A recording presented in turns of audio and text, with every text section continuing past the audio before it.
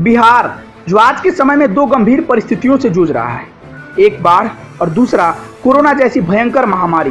लेकिन बिहार का प्रशासन और पुलिस दोनों ही मोर्चे पर डमाडोल दिख रही है। बिहार में अगर सरकार कमर कसती है तो प्रशासन पीछे हट जाता, और जब प्रशासन कमर कसता है तो सरकार।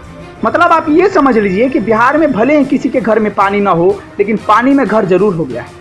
और लगभग यही हाल सरकारी अस्पताल का भी है।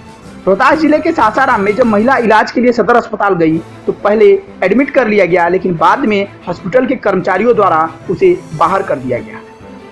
इस खबर के बारे में जब रोहतास पत्रिका की टीम को भनक लगी, रोहतास पत्रिका की टीम देर रात मौके पर पहुंची और सदर अस्पताल के बाहर इलाज के लिए तड़प रही महिला के परिजनों से बातचीत की। उन्होंने बताया कि अस्पताल के इंचार्ज ने ये कहते हुए महिला को एडमिट करने से मना कर दिया कि हॉस्पिटल में ऑक्सीजन नहीं है। जब हमने इस मामले को गंभीरता से लेते हुए हॉस्पिटल के सिविल सर्जन से संपर्क करनी चाहिए तो वो नदारद नजर आए। मतलब ये समझ लीजिए कि सरकार भले ही सुविधा मुहैया करा दे, लेकिन सरकारी हॉस्पिटल में काम सुचारू रूप से नहीं चल सकता, क्योंकि डॉक्टर साहब को ही कोई मतलब नहीं। आखिरकार रोहतास पत्रिका की टीम डीएम के पास संपर्क करी और उनको कॉल मिलाया।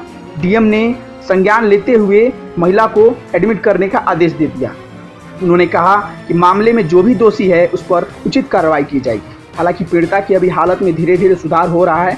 परिजनों के मुताबिक उसकी हालत पहले से बेहतर हुई है। सर, रात को जब कोविड पेशेंट आए, अभी तो इनका जांच अभी निगेटिव है, लेकिन हालत बहुत गंभीर हो गई थी। जिसके बाद जैसे ही सदर अस्पताल में पहुंचे तो यहाँ के जो स्टाफ थे उन्होंने कहा कि ऑक्सीजन नहीं है, और ये कहकर मतलब बाहर कर दिया। बोलिए कि आप लोग बाहर जाइए, अस्पताल से बाहर जाने के लिए। तो ऐसे में ये मरीज़ रात को कहाँ जाते हैं? नहीं, ऐसा है कि जो मैं जाना अभी, ये सुबह 8 बजे जो है गए हुए थे नारायण मेडिकल कॉलेज। वहाँ जो जांच नहीं किया कोरोना का, उनको यहाँ बुला लिया गया सदर अस्पताल में, जहाँ जांच किया गया। लेकिन जांच के क्रम में पाया गया कि उनको ऑक्सीजन की कमी लग रही है, उनको ऑक्सीजन की ज़रूरत है, तो उनको ऑक्सीजन भी दिया गया। लेकिन अब पेशेंट के मैंने जो रिलेटिव थे वो चाहते थे किसी प्राइवेट डॉक्टर से दिखाने के लिए, वो प्राइवेट डॉक्टर को भी दिखाने गए। और उसके बाद से इनका यहाँ सीटी स्कैन भी हुआ है। ये सारा चीज़ यहाँ हुआ है। लेकिन अब रात में यहाँ आए हैं तो हम लोग खोजते रह गए। रात में जब यहाँ पे आए तो थोड़ी देर के लिए ऑक्सीजन मिला है, इन्होंने बताया। लेकिन ऑक्सीजन देने के बाद मतलब 2 मिनट तक मिला, और यहाँ के स्टाफ कर्मी कहें कि आप लोग यहाँ से जाएं। देखने के कारण उन लोग कौन है इसका तो जांच करवा रहे हैं। लेकिन अभी हमारा पेशेंट ठीक है और यहीं पर है।